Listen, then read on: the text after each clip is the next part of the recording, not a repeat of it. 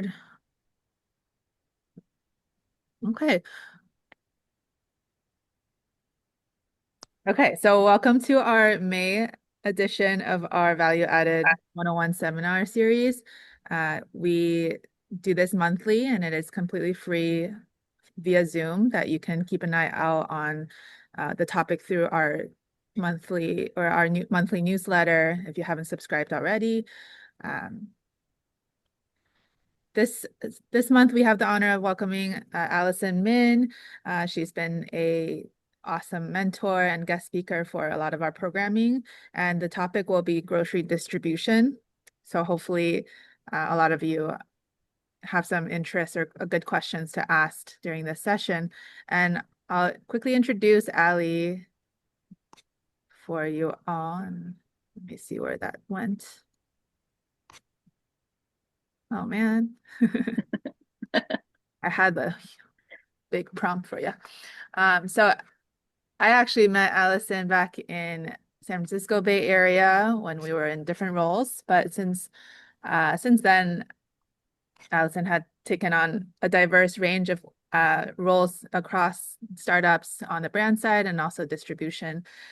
So over the past decade, Allison had navigated diverse range of organizations from startups to some of the largest American companies, building sales and When she met who? business development strategies from the ground up. As the former UNFI account manager and director of business development at Pint Size Hawaii, she had driven national distribution and created programs that has left a lasting impact on the companies she had worked with. Allison's also a former collegiate athlete and brings that same discipline, focus, and intention to her work.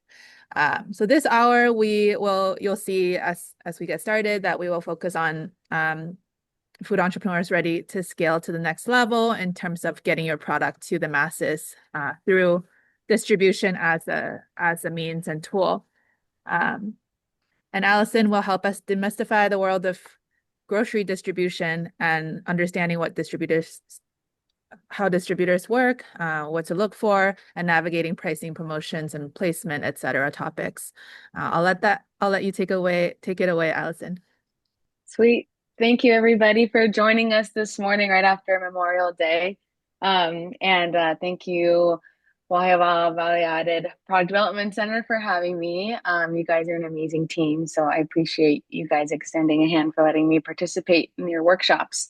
I just want to do some quick housekeeping things. The way I like to do the Zoom workshops, I like to make sure everyone's on mute if can, and then when we'll pop in and out of questions potentially. We'll try to save some time at the very end for Q&A. But if we run out of time, because we're going to cover a lot of big topics, just keep them in the chat or send them to the Wahiawa team on the call, and then we'll make sure to get back to you. So stay engaged, keep the questions coming, but we might not get to them to the end, and I'll try to answer them as we go along to stay, we don't have to backtrack. So if you have questions as we're covering each slide, go ahead and pop them in the chat. We'll try to answer them as we go. And then if we run out of time for Q&A, we'll make sure everyone's questions get answered. And then if you guys are all handy with Zoom, if I may ask you to do the react, like a thumbs up or comment something, just so I know that I'm engaging and, I'm not I'm not losing you guys or going too high level. So just hopefully it can be an engaging, fun hour, and we're going to cover a lot. So in working with the team at Wahiawa, I worked with the team on a couple of different projects. We helped get a couple previous cohort get ready for a trade show in January. I also helped contribute to the Ainatimakeke cohort this spring and help them prepare for sales and marketing tools for meetings with potential buyers. And in discussions with the center about today, we wanted to do a general overview of what grocery distribution is. And I've over half of my decade of experience is spent in grocery distribution. And the goal for making this more of a general overview is that This is a big topic, so we might not be able to go deep on each thing and on each topic, but it'll give you this general sense of, when you have questions or when you're interested in pursuing distribution, you at least have a language to speak, and it'll give you a leg up on, a leg up in those conversations when you show up prepared. Um, so with that, like Haley said, I've had a decade of experience. I played college sports. I started out my career in like a bootstrap startup for 5 years. Helped the brand get from regional distribution to national distribution in brick and mortar chains like Target, Home Goods, all kinds of those stores we know and love. And moved on from that to work with UNFI, the largest national grocery distribution company in North America.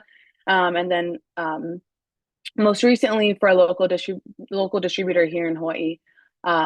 So I can understand where a lot of the food founders are coming from. I've been in your shoes from the brand perspective, and then also on the decision-making side in distribution.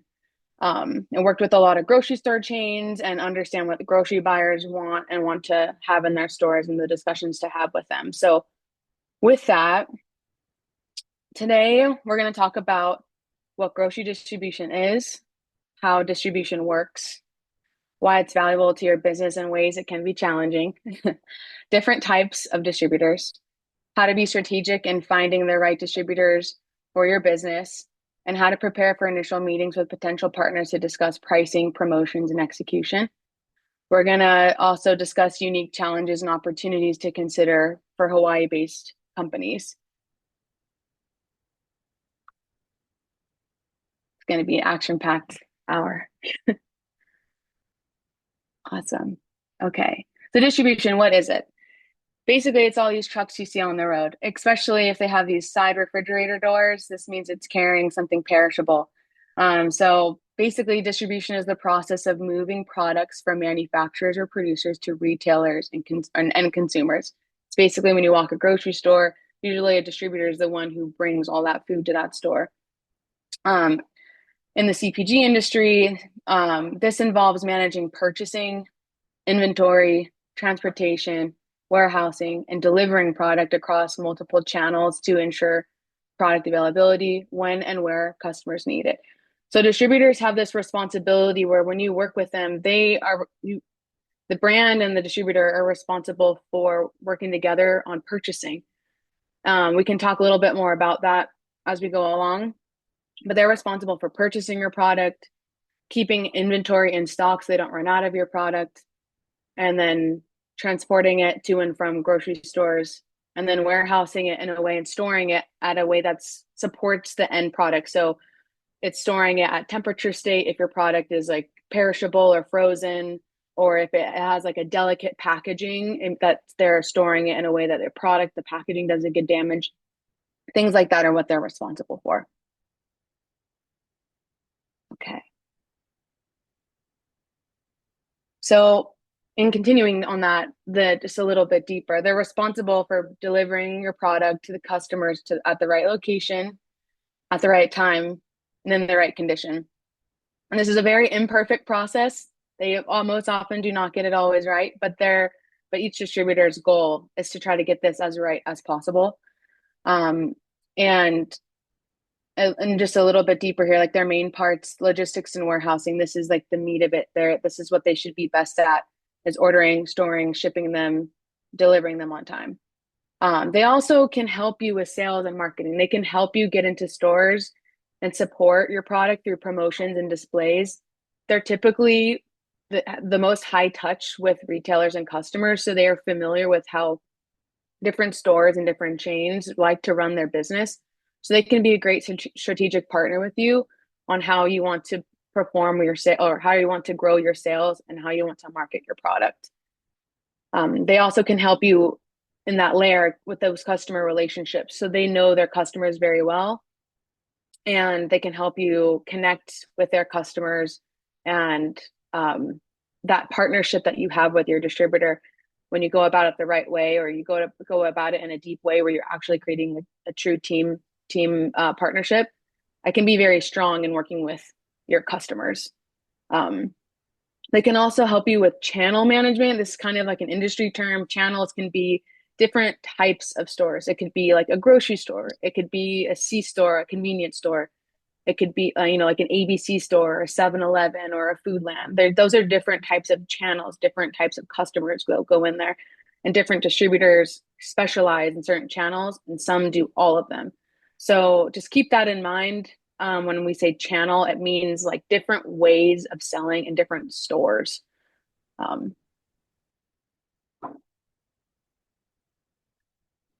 Okay, so a distribution network. So zooming out, how does it work? A distribution network is a complex system of suppliers, which is hopefully a lot of you, brands, warehouses, logistic providers, and retailers that work together to move products through a supply chain. So if you look at the picture on the bottom with folks stocking and storing products, like this is what a warehouse looks like. I'm sure you guys know this.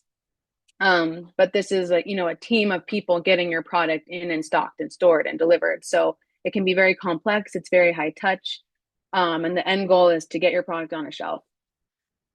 So basically, this is that infrastructure that helps when you're not distributing your product. This is the network and the system that gets the product where it needs to be. Okay. How's everybody doing?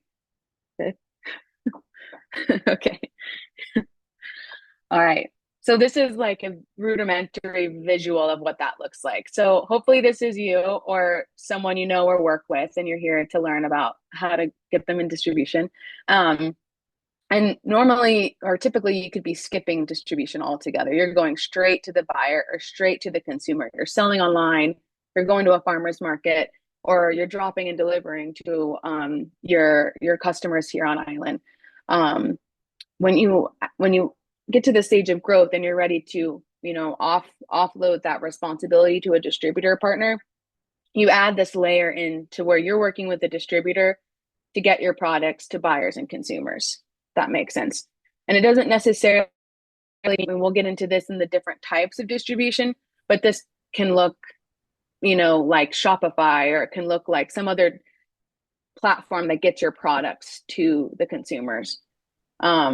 As a bonus point, I added in like brokers here. This is a whole another topic for another day. But with this network, you have other processes in CPG, grocery industry. Like there's layers that can support this complexity, and brokers can kind of bridge the gap between you, distributors, and buyers. And as you grow, that's something just to keep in mind. Okay. So distribution 101, again, continuing with the basics of the overview of this network. So why it can be valuable to your business and potential challenges. So first and foremost, scale. Scale, and then entering relationships, customer relationships, and entering new markets. And then sales, growth, and marketing, specifically pricing, promotions, and placement management. And so with scale, the opportunity is, partnering with a distributor can dramatically increase your brand's reach and growth. That should be like the ultimate goal. The challenge is that it also can strain your operations. It can challenge you to grow faster than maybe you're ready. It can also be a challenge to keep up with the order volume and consistency. So with that scale, it might demand more of you, or to improve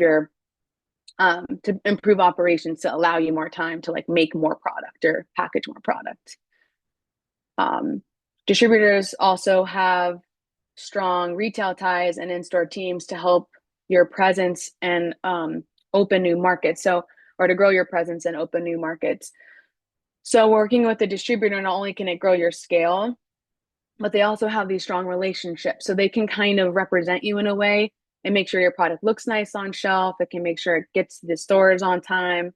It can, it helps while you expand and grow so much, they can kind of manage your product for you. They also, and also challenge with that, managing a distributor relationship adds complexity and takes consistent time and effort. So just like any relationship, it just takes time and effort and management. You do have to be connected and not just, ship your product to a distributor and be like, okay, cool, they've got it all handled. Like, you still need to have a pulse on your business no matter what, and make sure that your product is represented in the way you want it to be. So it just takes extra time and some effort to manage that and curate that. And then with that, distributors can replicate but not replace your customer relationships. So that's best practices. And, in my experience, seeing many brands grow to all levels of scale, the best ones are very hands-on, and they want to build that relationship at least at first. So like, they're meeting with the distributor once a year, or they're meeting with new customers, maybe that first initial meeting themselves, so they can kind of be the first person. You want to be the first person they think of, a buyer or distributor thinks about when they're working with your brand. Like, if Wahiwa was a brand, I'd be like, Haley is Wahiwa. I can picture her. She's involved. We're in relationship, and she's who I think about, not just the facility in general. I know her. I know the brand. So it's a different feeling. And it helps keep your brand top of mind when you're engaged and your product's engaged. They're more engaged with you, as opposed to the opposite. And if you're not engaged, maybe they'll not, focus on you as much. So just keep in mind, even though these are ways to scale and grow, it's always important, to be on top of your product and represent it first and foremost. All right. So sales, growth, and marketing management, and specifically pricing, promotions, and placement. So distributors can drive growth through pricing, ads, promotions, and displays, especially when goals are aligned. So if you're working with a distributor and you're saying, my product is curated towards like working moms, I want to really promote during back to school, or I want to really have a display during spring break, or some type of theme throughout the year, that you can prepare for that with the distributor, and they can help execute that for you. And then they also can get your product price at a competitive level. They'll want you to perform well and sell well, so they can work with you on like where your product competes on shelf, and they can try to help mitigate, the challenges of like pricing and like where do you fit best. Maybe your product can be placed a little bit higher in one store versus another store because that clientele is different. Like, they can help you manage that. And thanks, TJ. And then challenges of this, costs like fees and markups can strain margins and may not match your strategy. So distributors are an added cost. They are an added fee, and we will discuss that later. But that extra cost for you might be straining. So it may be important. Like, if you're ready and have really healthy margins and you're able to grow sooner, like pretty fast, then that might not be as an issue for some founders. If you're a founder that's really strapped and your margins are pretty tight, like, it might be best to grow with a distributor and start small. We can talk about those strategies later too. That's an added challenge. Jenny had a good question. Their costs include the promotion and ads. We'll get into that later in a slide. And then a tip, from, in my experience, the brands that I loved working with the most when I was at a decision-making level and working in a distributor was aligning early on goals and meet regularly to review performance. So this could be like quarterly or twice a year, saying, hey, like, what are your goals this year? Do you want to launch a new flavor? Do you want to get into more stores? Or do you want to add an extra product line? Like, what's your goal this year or this quarter, and how can we partner together to do that? And then we're going to meet to see how do we both do on that goal. It's like, help me help you get to where you want to be. Moving on. Okay. Different types of distribution. So here are some different types from left to right. It's, I guess you would say, the biggest volume. So we call this broad line distribution over here. The scope is national. This is usually your larger distributors down here. that have major networks. Their warehouses look like this, their trucks look like this. Inside this warehouse are like 5,000 products at least. And they can get your products to major chains. They also handle multiple types of products. So it could be conventional, natural, or fresh. Conventional is like Tide and like Kellogg's and Gen Mills, or the basic brands we all grew up with. And then natural could be your more organic brands, like your kind of whole food stores on the mainland. There's like Sprouts and different natural chains, or like Down to Earth here. And then fresh. So fresh is like your perimeter store. So and then these distributors can handle all different types of environments in the store. They can handle the inner part, the grocery part, like where you're shopping in the aisle, and they can handle the perimeter. So like the dairy, the yogurt, the bakery, the meat, the deli, and even the produce and the floral. So these are just have this wide network of operations. So when you get into a larger distributor, you get a big splash. Like you can get into a lot of stores, but they also are managing thousands and thousands of products. And then DSD scope is regional. So DSD stands for direct store delivery. Their products are delivered directly to the store. So in comparison to Broadline, these trucks are so big, they might be just dropping off like a big pallet of product in the back of the store. You might not ever see it. And DSDs, sometimes they can come in with a dolly, with your boxes on a dolly, and they can walk through the front door, or they can walk into the store and they're stocking your product on the shelf like you see in the picture. They can be more hands-on. They can manage the order process, stock the shelves, and then merchandise the product. Not only just stocking the product, but they're like making it look nice, like making sure you're in a good spot on the shelf. You're not on the bottom like collecting dust. You're like mid-level in a good competitive presence. And then some DSDs, in comparison to Broadline, they'll specialize in certain areas of the store. So some DSD distributors, they only focus on like chips, because chips are like very delicate and they can smash or whatever. So they only focus on chips. I think in Hawaii, Pepsi has a Lay's distributor here, and their only job is to stock chips and snacks. Some are, more perishable items like eggs and dairy and bread, things with short shelf life, or frozen things that you have to have a very special like warehouse to store frozen product, and special trucks to ship frozen products. So some distributors just might focus on this one area in the store, compared to Broadline, where it's like they can ship the whole store in one truck. And then D2C, I added these last two in here because some of you might be playing in this already. So D2C, your scope is technically national. You can ship anywhere. You're selling from your website.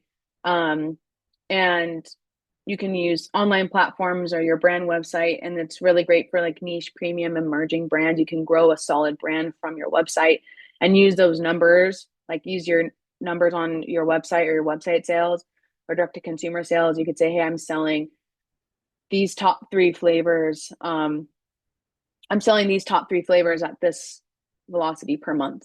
Like, these are my orders per month. That's still a valid metric. And then there's also some of these tools. I added RangeMe and Faire, Faire. These are 2 tools that I know a lot of grocery retailers use. The buyers use to try to get, like, maybe these Broadline distributors or the DSD distributors, like, they carry a good amount of product, but like maybe they're not finding people like you. They're not finding these like niche, really premium, like unique products, because they're not ready for distribution yet. So these types of websites like Faire and RangeMe, it can help bring buyers to you, and then you work with them, you ship directly to their store as well. So they're not my expertise, but they're there for you. If that sounds like something you are interested in, you can kind of put a pin in that and look it up for later.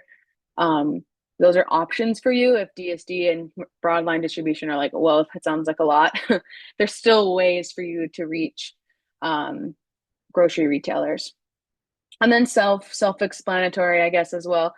If you're limited, you have, but you also have the ability to go deep. So you're regional. You're the one delivering the brand, you're the one delivering the product, merchandising it. I think this is a great way to learn. I think it's a great way to learn like how your product performs on shelf, how your pricing performs, get to meet people, ask questions. I know when I was self-distributing product for the startup I worked for, I got to know the buyer so well. And I would ask them, like, are we doing well this week? What do we have an upcoming promotion coming up? Like, well, how can I be a part of a local event you have? And they just really appreciated it. And I was able to, like wiggle in a good spot on shelf. If I kept showing up and bothering them enough, they would give me a good spot in the store. So I think self-distribution is fantastic. It's just labor intensive and you might be like, yeah, I've been doing this for a while and I'm ready for another option. And that's why we're here. Okay. So different strategies in finding a distribution partner. So finding the best match for your business stage. Let me see. Current stage and capacity. So just knowing yourself and knowing your business, like, is this something you are ready for now, or is it something you're building towards later? If it's too much of an added complexity, or you're ready to like pursue some of the broadline distributors, let me go back. Some of these companies have like programs for beginning stage founders to right here. Some of these companies have like incubator groups that you can join and learn about how to work with them. And it's low risk and you can learn from there. But if that's where your capacity is, excuse me, if that's where your capacity is at and you just want to keep learning and preparing for that, that's great. If you're really ready for distribution and you're like self-distributing, or you're like have a couple of store requests here, like if Foodland came to your booth at like Made in Hawaii or something and they're like, hey, like we want to put you in 6 Foodland farms, like if that's something that you're excited about, DSD or Broadline might be a good fit for you. Another strategy in finding a distribution partner, so in addition to like your current capacity, that you want to find a distributor that has the specialty and strengths that align with your brand. So you don't want to look for like a frozen distributor that you want to be in the caddies at checkout at the grocery store. Like I want to be at self checkout. Like I'm a fast moving item. Like you want to find someone who maybe works in confection, like candy or like these high turn items. So knowing what kind of specialty or where you want to be in the store really can help you find the right distributor partner. So think about the places where your product sells best, or comparing product that you kind of maybe compete with or want to be like, and where are they at in the store and who's distributing them. You can walk a store and look at different products and you can ask. Sometimes they're on the tag. You can see like they'll have like under their barcode, it'll show you who's distributing the product, or there's a code. And you can ask the buyer like, oh, hey, like where is this product coming from? Is it coming from UNFI or a local distributor? And I think usually when I ask, they tell me, but you can also ask your current customers if you're talking with like a Foodland or Tamura's. You can also ask them like, hey, who do you work with? Who's a great distributor you recommend? Are they on time? Do they have great fulfillment? Do they merchandise? Ask those questions. I used to do that all the time. It was so helpful to ask the buyer what works best for them. And the right distributor will also collaborate on ways to get your product on shelf and keep it there. So coming up with a good strategy, checking all those boxes above and seeing, I'm a really fast turning item. I'm a soap or like a balm or a gifting item. Are you able to like stock and merchandise these stores like every other day or every week? So knowing that can help hold the distributor accountable to like what your expectations are. So also a strategy is needs and goals. So being clear on what services and support is needed from a distributor. So if you like what I just mentioned, if you're needing someone to really be delicate with your products, or if it's like at a temperature state, or a short shelf life, making sure that they can support that. If you need help with sales and promotions and things like that, you feel like I need help with this. Like, are you guys able to help support me, ask for what you need and see if they're able to partner with you on that. I also think it's a great goal. We talked about earlier timelines and check-ins, like, hey, in 6 months I want to be in 6 foodlands or 10 times or all the Don Quixotes. Like, you can set those parameters with them and try to hold them accountable and hold yourself accountable. And at the same time, if those don't align, like, the distributor might be like, hey, like, we might not be the best fit for you. Like, our guys kind of like stock the shelf and merchandise, and then they're out of there. They're not curating relationships for you. So you might need to find a distributor that's more like high touch and involved with the store. So that's also an option too. Like, they might say like, no, we're not the right fit, and you can keep going and interview as many distributors as you need to find the right one. And then preparedness and due diligence. So I think this is really important, and it's very helpful on the other side of the table. So helping, if you're meeting with buyers or distributors for the first time, helping them understand your brand in terms of numbers. It's not necessarily a judgment on performance. It also just helps them understand, like, operationally, like, for example, knowing your numbers and growth potential. If you are selling at a farmer's market or a couple of boutique stores and you say, hey, like, I have 3 products and I am selling, 10 of these flavors per boutique per week, like, and you add up those numbers, it's helpful for the distributor to go, okay, like, they move pretty well. Or if you're like, I'm selling a ton of product, or the product movement is high end and really slow, in the distributor's mind, they're like, okay, I need to put them in a certain area of the warehouse that's very fast moving and easy to access. If it's maybe a high premium item that doesn't sell as fast but still has great sales performance and margins, they might put you in an area of their warehouse that's like, okay, it doesn't move as fast, and that's okay. We just need to move them to an area of the warehouse that is better fit for their, like, velocity, how fast they move for their operations. So it's not necessarily, if your numbers are small to begin with, it's not necessarily a bad thing to, like, not share it. I think it's helpful to know your numbers and show that you're really knowledgeable of how your products perform, and working with the distributor to set expectations up front. I also think it's good to know, even for a marketing or promotional plan, you don't need to be like, oh, I want to be 20% off on shelf during Mother's Day or something. You don't have to know that much yet, but you could say, I sell really well in the tourist time in the summer, or I sell really well like back to school, or I sell really well on gifting occasions like Mother's Day or Easter or Father's Day. Just knowing when you sell the best is really helpful. And then just that strong partnership, it helps the buyer or the distributor really, like, picture what it's like to work with you and picture how your product is performing. They work for so many brands and products, they just might not be educated, and it's your job to educate them on your business. Okay. So in that, and that's a good segue into preparing for initial meetings with potential partners. We wanted to talk about this because I think it's helpful to know, like, if this is something you want to work for in the future, just to say, okay, these are some of this like loose checklists I need to meet. So for example, setting a clear goal and agenda for the meeting. You could say, hey, my goal is to get into Foodland or ABC or something, or my goal is to get into Tamura's or Don Quixote or Times. This is our goal, and, like, this is the agenda for the meeting is to help have you partner with us to get there.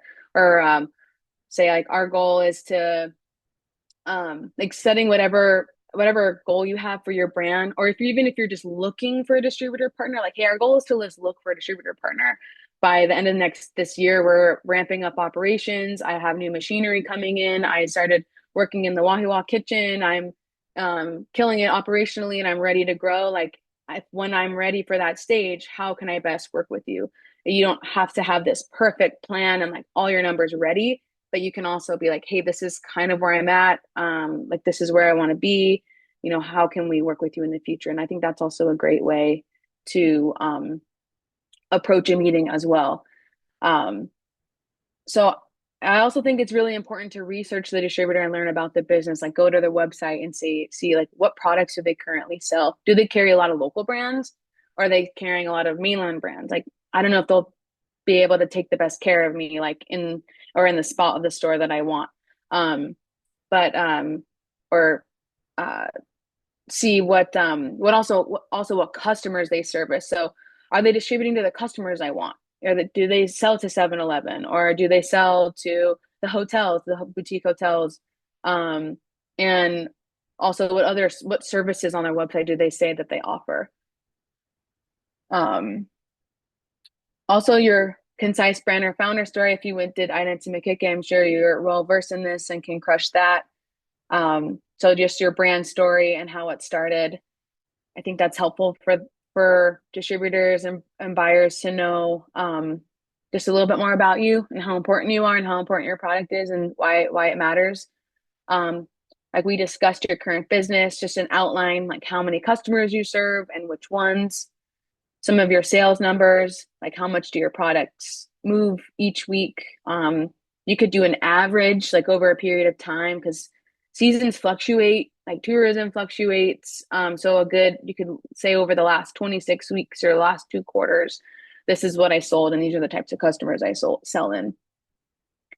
Also specs and order information. So we say specs, it's short for product specifications. So it's short for like how many cases, how many units per case do you carry? Like if a distributor wants to buy from you, like what does that look like? What's the minimum order quantity? What's the MOQ? Like, do you have to order 100 items per order? What does that look like? So having that together on a sell sheet, if you went to my previous workshop, you have that ready, hopefully. And then you can speak to like all of those details. That's really important for them. All right. Ooh, I got a little frozen.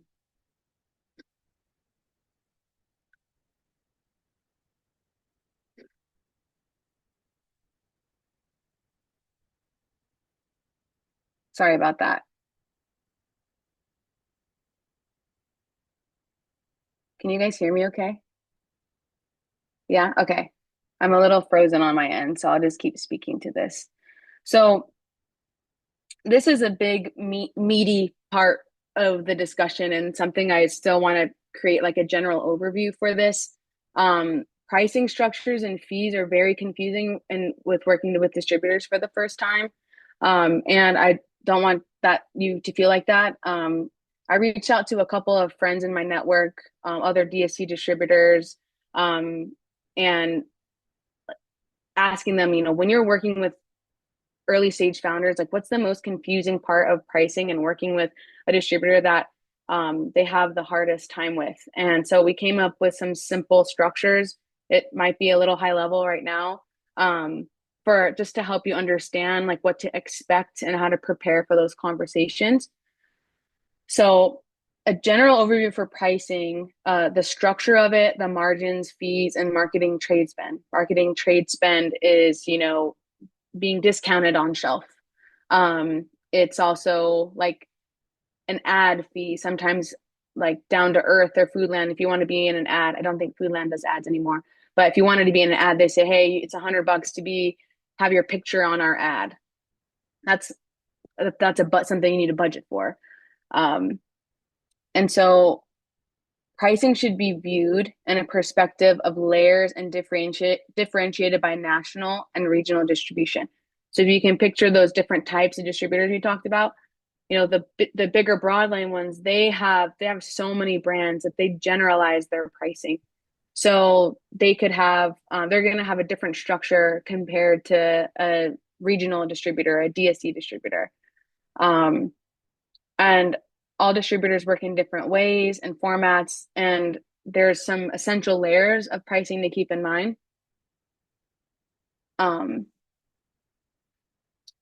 Chris, I see your question. I'll get to that in a minute.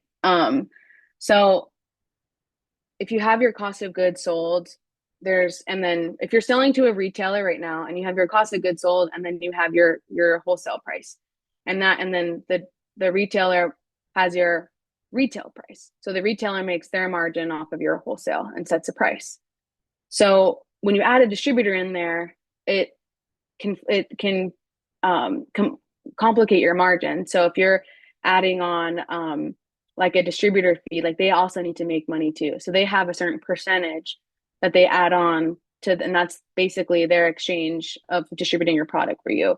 They have a distributor price and then they sell your wholesale price to the retailer, and you have to kind of figure out what that budget is so you still take home a healthy margin. I know that sounds a little confusing, but and then some distributors, they have extra fees for things. So like larger distributors, if they can't really manage your product spoilage, they call it shrink. They might just add on a fee like to every invoice and say, just in case your product goes bad, like I'm taking a certain percent or a certain fee. There's a lot of different fees involved. It's not all of them do it, but that's probably the most complex part about working with a broadline distributor. And then a DSD distributor, they might say, hey, if you ship us a product or you deliver your product to us to our warehouse and it's like all damaged, we're gonna bill you back for that case because we can't even sell it. We have to deal with discarding it. So some of those fees might come up, and they're just conversations you have, like what are your fees, like what can I expect from working with you. And then on top of that, there's promotion. So if you want to promote, keeping in mind, like if you want to be have a discount in the store, or have a price tag be like 20% off or 15% off, or buy two get one free, those are marketing trade spend funds that you have to budget and prepare for those meetings if you want to promote your product. And then terms, there's also terms. So I'm sure you guys already deal with this with your customers. But the terms are important with distributors too. Like when I worked for a distributor, we had to negotiate terms because our receiving was a lot longer. Like the shipping took a lot longer. So I wasn't even getting the product within 30 days. It took like 30 days to receive it. So I can't bill you for something I haven't received yet. So we would extend it to like from net 30 to net 45. So those are a little in the weeds, but those are some examples of details of pricing and structures that you need to be aware of. And then obviously why this matters is like understanding the layers, or like at least what to expect, can help you set prices that are realistic and profitable. And then planning for the fees and promotions protects your margin as you grow. Okay, Chris and Jenny have a question. So are your distributor and retailer cuts calculated as a percentage of retail price or COGS? It's a percentage of the retail, Chris. And then Janae, what is considered a quote healthy margin for the business owner after those fees are taken out? It's a good question, Janae. It's so different for each founder. Like some products have really tight margins, they don't promote. They're like, we're a premium item and we don't promote, or we keep our pricing whole. We don't dip and we don't promote. Because you have like a premium, like tight margin. Some have really low costs and they don't have to pay for like their raw materials, and they have a really flexible margin. I dealt with that when I was at a startup. We had like a cereal product and we made like a couple cents per box. I mean, it was really tight compared to our other products. We had, maybe 11 to 17% margin on certain products. So we ended up phasing out that, and keep focusing on phasing out the lower margin product and focusing on the larger margin product. So it just depends on the business and what kind of product you have, and if it's a premium item or a lower price item, or a value item. So it differentiates for your business.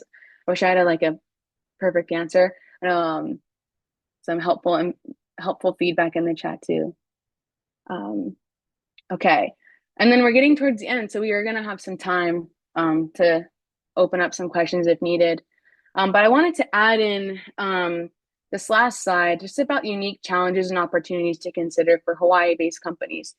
I'm well aware of how challenging it is to have a food brand in Hawaii. I mean, you guys all have amazing products and work really hard to like get get them to market. There's limitations here in terms of availability of raw materials and manufacturing. And I know in the future it won't always be like that. So I just wanted to talk about, although there are some challenges, there also are some great opportunities for Hawaii products. I mean, we see it at a lot of the trade shows. There's full Hawaii pavilions just of Hawaii-based brands. The last cohort that went to Fancy Food Show had great feedback. Like, there's a lot of great opportunity for Hawaii companies. And in terms of distribution, we're going to talk about some of the challenges and opportunities. So a challenge within Hawaii is that there's limited capacity and pricing experiences for early stage brands. So what I mean by this is that the pricing in Hawaii is already high for everything. So that adding on distribution to that might be really expensive, and it's something to navigate. And then inter-island logistics can be costly and complex. Some distributors in Hawaii, they touch all islands. They all gather product on Oahu and they ship it out to Maui or Kauai or Big Island. And some ports like Maui and Kona, I think it's Kona or Hilo, or both, they can receive products direct from mainland too. So some are straight from Oahu too. So there's some distributors here can access all islands for you. So that's actually really exciting. If you're focusing like on just growing Oahu first and getting Oahu really strong, and you're like, I'm ready for Maui, or I'm ready for Kona, or wherever you want to be, like, you can look for a distributor that ships product there and has trucks on all islands.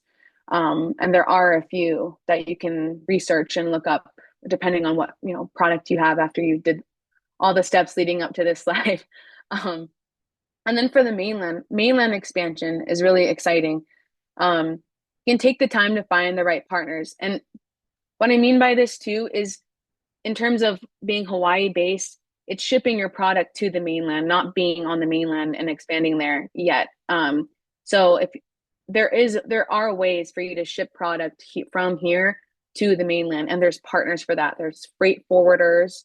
I think Honolulu Freight is one of them, or Aloha Freight used to help us get product to and from the West Coast ports. So there are ways for you to reach key retailers if you're ready for that from Hawaii. But it's just a challenge to find the right partners. I mean, you guys are all busy, but it takes some time to research that. And then there's high freight costs and larger lead times. So it takes about 5 days on water to get product to the mainland. So if your product has a short shelf life, that might not be a great option. Might have to look into like air freight or something if you have a short shelf life, which might be really expensive. And then in addition to that, you might have to adapt your packaging to the supply chain. So if you're a delicate product, you might have to figure out how to put extra padding in your case pack. So if you're in a huge container with lots of products, your product doesn't get smashed or doesn't get damaged. So things like that are something to consider. And then opportunities within Hawaii. So there is a strong local DSD network across islands. There's distributors that specialize in candy and dairy and frozen products and drinks and like more premium items. So there's many distributors here that can specialize in something for you. And then retailers and shoppers value local products, so as they should. So it's a great opportunity to say, shoppers are looking for me in your stores, whether it's local or whether it's tourists. I'm a Hawaii-made product. I'm a Hawaii-based founder. I should be in your store, and they're most likely inclined to want to get your product in store. And you have, since you're here, you have easier access to store level decision makers. You can go, if you pursue a distributor, you can also go to the stores and you can see the products and talk to the stores. So that's an advantage you have that you might not know as an advantage. It's great to be here and be able to go grow relationships with the store decision makers. Opportunities for mainland expansion. Like I mentioned, freight forwarders can simplify shipping for you. They might go from Honolulu to Long Beach and get you into the LA stores. They might go from Honolulu to Asia. They might go from Honolulu to Seattle or Oakland or Portland and get into some local chains on the West Coast. You could do, there's so many you could look into and try to, if that's something you want to grow into someday. Um, Mainland retailers are also seeking unique island inspired products. It's very, I guess, um, on trend, I would say. And I don't think it's a trend that's going away, but people are interested in interesting flavors and interesting stories, and people love Hawaii as they should. So I think it's a ripe opportunity for Hawaii founders to get in front of mainland companies, if that's an opportunity you want to pursue. Um, and then you guys obviously stand out with cultural authenticity, and Hawaii's a special place, special melting pot of many flavors. So I think it's your products and brands or your relationships here are very valuable, and Hawaii people based on the mainland are probably would love to see your products in their local stores. So although there's challenges and opportunities, I just want to provide a little light of hope. Like, it's been done. There's brands that have started here and grown the mainland, and vice versa. So there's always a path if that's the path you want to pursue. Um, and that's all I have today. I just want to say thank you all. And I think Haley and Chris suggested I put in some footnotes here. If some of this was a lot for you in the beginning, you're ready and you want to go a little bit deeper, I'm happy to do that with you. I do consult with a couple of brands here, and I focus on retail strategy, regional market launches. Like, if you are growing on Oahu, or you want to grow in other regional areas, that's one of my skill sets. Distribution and sales, category management and positioning, like, where do you fit within a category and how can you strategically present yourself to perform well in that category. Category meaning, like, are you a salt product? There's so many different salts. Do you want to be in the cooking salts, or do you want to be in the salt section with all the ingredients like in the store, or do you want to be by the meat? Do you want to be by the meat section and put your meat in or a sauce by the meat section in the store? Like, those are different kind of strategies we can talk about.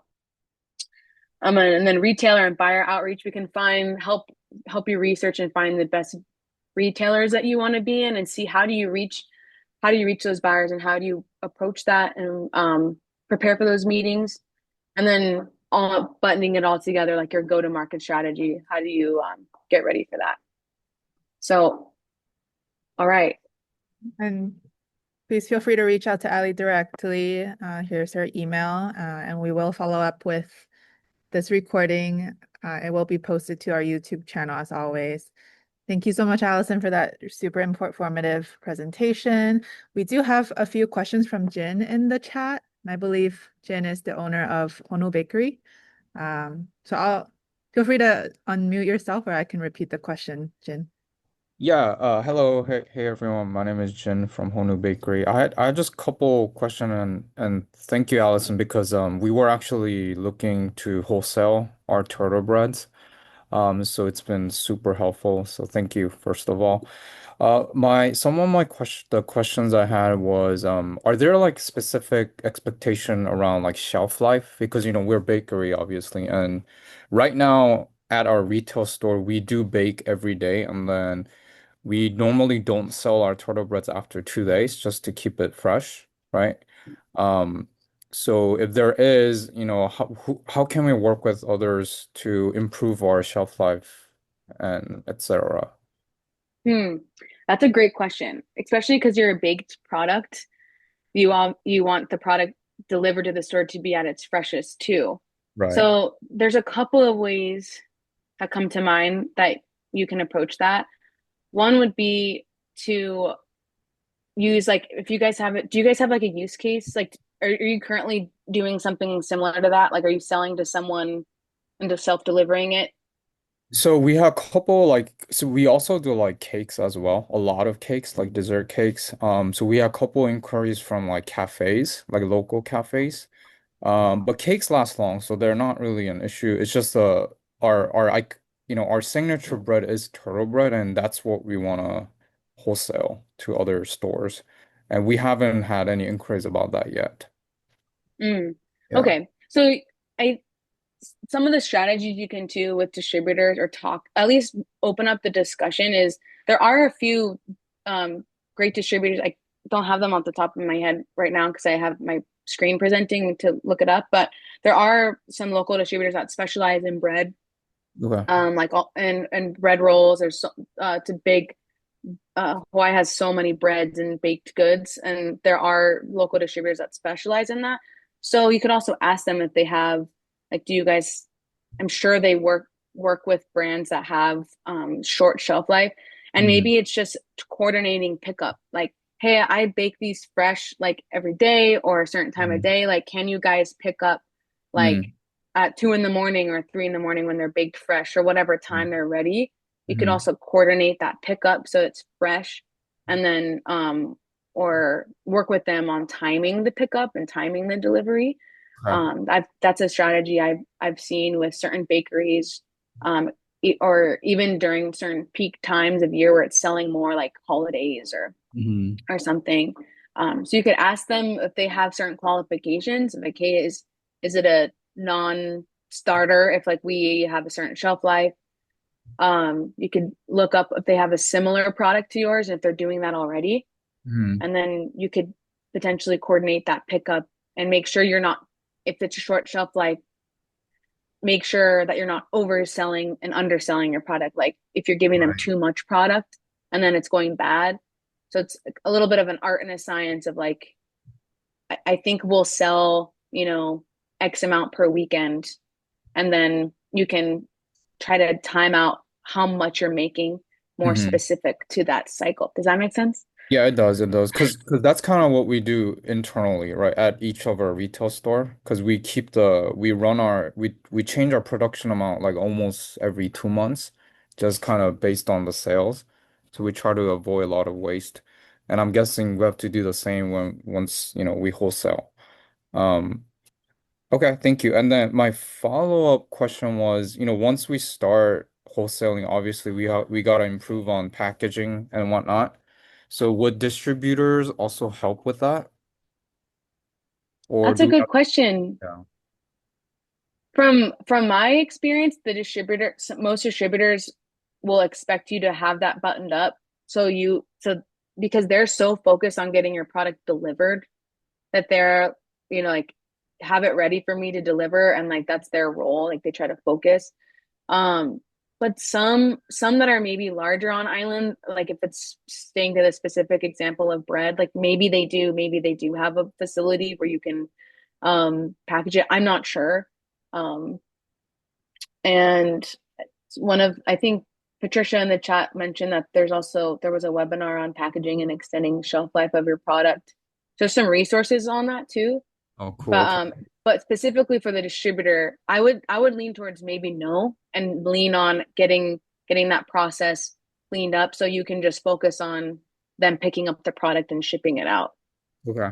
Awesome, thank you. And then my last one is we talked a little bit about, potentially there being a waste.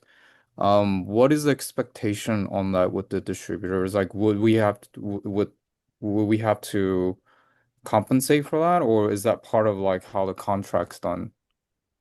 I think it's part of how the contract's done. I worked with mainly products that had like a very long shelf life, like Gotcha. 18 Okay. months. Yeah. So so I it's not my expertise, but I would say if you had a short shelf life and we were managing your product, I would just maybe come to an agreement or like help me understand what the waste could look like. Is it like a Mhm. significant volume, or how much? They might have a process already in place for that if they're like a perishable brand. They Okay. might just have like a certain fee that rolls in, or they might just work with you as need or as as needed. Like they might take a picture of it and say, "Hey, can we bill you back, or Mhm. can we just discard it?" So if whatever process works best for you, like I would think about that and say, "Hey, we have potential shrink or potential spoilage. Like what would Mhm. work best? This would work best for me. I would like to do it this way," and see what they say. Okay. But I mainly worked with like really long shelf life Yeah. product. Yep. So I wouldn't be the best to ask, but if I was in that mindset, I would try to come to the distributor with the best solution that you have in mind, and Mhm. then see if they can work with you on that. Perfect. Thank you so much. That's all I had. Thank you. I'll just Yeah, of course. chime in real quick about the formulation or the product side. There are some potential solutions you could look at on using emulsifiers like natural preservatives and softeners to extend the shelf life slightly, Mhm. just to make it, I think, market competitive if you have a shorter shelf life than your competitors currently. Just because Mhm. have your own store, it doesn't need to last more than 2 days, but Right. for example, if you pick up Latour spread and it lasts maybe a week and then we want to just match, Right. would be some formulation changes to Yeah. reach out to some like enzyme and dough softener suppliers, things like that. Mhm. What Mhm. you're okay with working with. Um, Okay. yeah, so we do have a couple more questions. If I think, let me just take a look. Um, and we are at the end of our hour, and like we mentioned, feel free to reach out to Ali directly. Um, I do want to address. Okay, yeah. Allison had put up the slide for Chris's question about some things to maximize effectiveness for partnerships. And again, I think it's very much case by case basis for your experience with a certain distributor. I think there was a question from Khaleesi about sustainability practices. I'm not sure where it is now. Uh, I just wanted to I want to double click on Chris's question too. Um, I know it's like a general comment, like you said, most of my peers in the industry have a less favorable view of distributors. That's not uncommon. Like distributors can be very challenging, because it's just an added complexity.